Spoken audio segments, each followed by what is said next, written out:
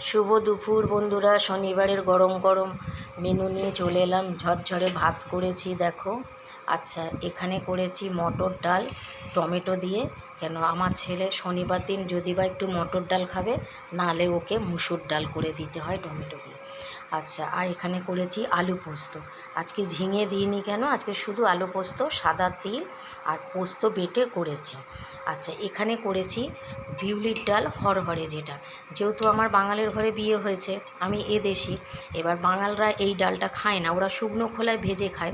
তা আমি কি করেছি, এটা হরহর করে করেছি একটু, কেন আমার ভালো লাগে খেতে। একটু আদা মৌরি বাটা দিয়ে, একটু মিষ্টি দিয়ে করেছি আমার জন্য অল্প করে একটু।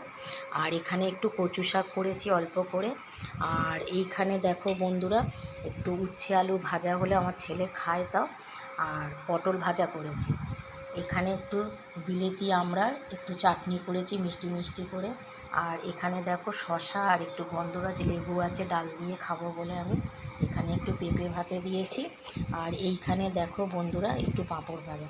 কেন শনিবার দিন একটু নিরামিষে পাঁপড় ভাজা না হলে ভালো লাগে না। তাহলে আজকের মতন এইটুকু। শুভ দুপুর বন্ধুরা, তোমরা জানিও কিরম হয়েছে। আর টাটা।